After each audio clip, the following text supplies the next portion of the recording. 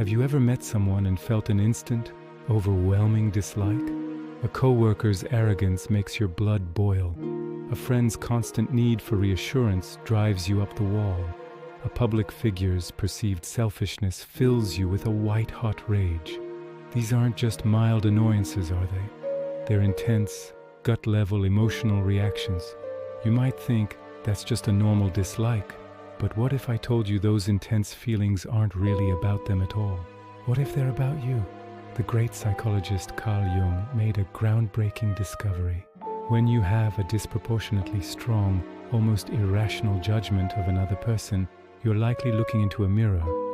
The very traits that you find so repulsive out there, in them are actually a reflection of what's in here, inside your own unacknowledged self. This powerful unconscious defense mechanism is called psychological projection, and understanding it will change the way you see everyone, including yourself, forever. So what exactly is projection? Imagine you have a movie projector. It takes a film reel from inside the machine and projects it onto an external screen. Your mind does the exact same thing. It takes parts of yourself that you can't accept, traits, emotions, desires that you've labeled as bad or unacceptable, and projects them onto other people. You literally see your own inner darkness in the world around you. Why?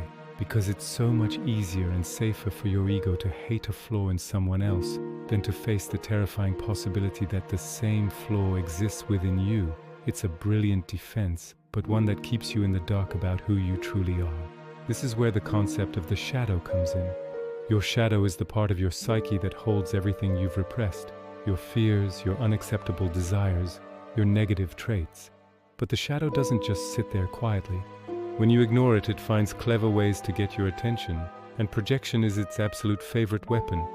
Every time you point a finger and judge someone with intense passion, your shadow is whispering in your ear, "Look at them. They're the problem, not you. You're the good one." This defense protects your ego from painful truths, but it also prevents you from becoming a whole, integrated person. It keeps you trapped. So how can you tell if you're projecting? The key is the intensity test. Think about the difference between a simple preference and a powerful emotional charge. If a coworker is a bit messy and it slightly annoys you, but you can forget about it, that's probably not projection. But if you find yourself obsessing over their messiness, ranting about it to others, feeling a sense of moral superiority because you're so organized, that's when the alarm bells should ring. If you feel rage, disgust, or an overwhelming need to condemn someone's behavior, that's projection.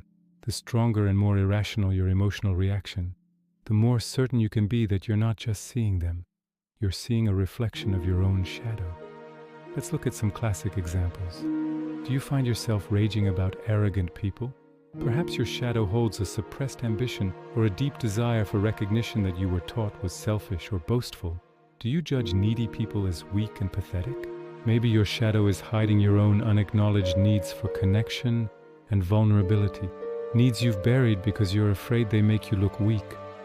Do you despise lazy people?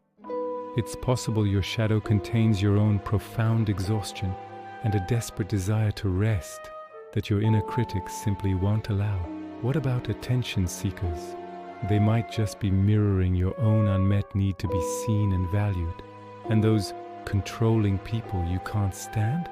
They could be reflecting back your own hidden need for control that you refuse to admit to yourself. This phenomenon explains what I call the preacher paradox.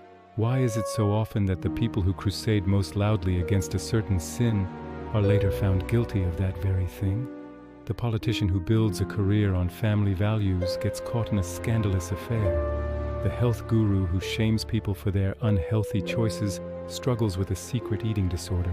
The parent who constantly criticizes their child's anger is filled with their own massive, unprocessed rage.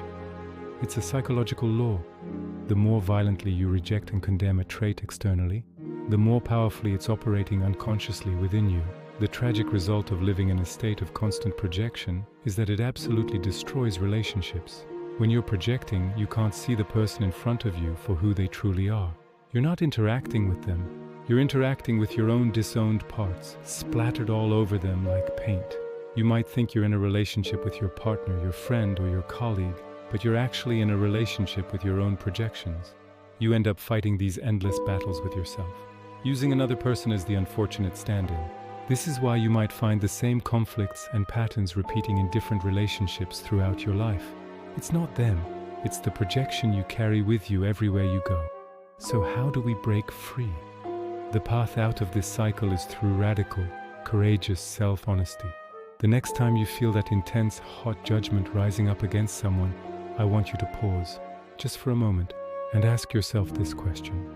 Is there any small part of what I'm judging in them that might also exist in me, even just 1%? This isn't about blaming or shaming yourself. This is about expanding your self-awareness. When you can finally admit, yes, I also have a tendency to be controlling sometimes, or yes, I also crave attention at times, something magical happens. You take back the projection. You reclaim that disowned piece of your shadow. And paradoxically, in owning your own darkness, you become far more compassionate, not only toward yourself, but toward the very people who used to trigger you. When you start to understand this, your entire world changes. Every person who irritates, angers, or offends you is no longer just an adversary. They become a teacher. They become a messenger. Your enemies, your critics, the people you can't stand, they are all just mirrors reflecting your own shadow back to you so that you can finally see it. This is the profound gift hidden within projection.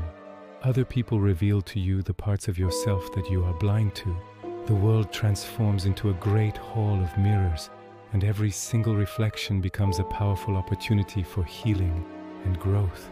Ultimately, what you judge most harshly in others is what you refuse to see in yourself. The moment you stop pointing your finger outward and have the courage to start looking inward, projection loses its power. The mirror shatters, and for the first time you can see both them and yourself with clarity and grace.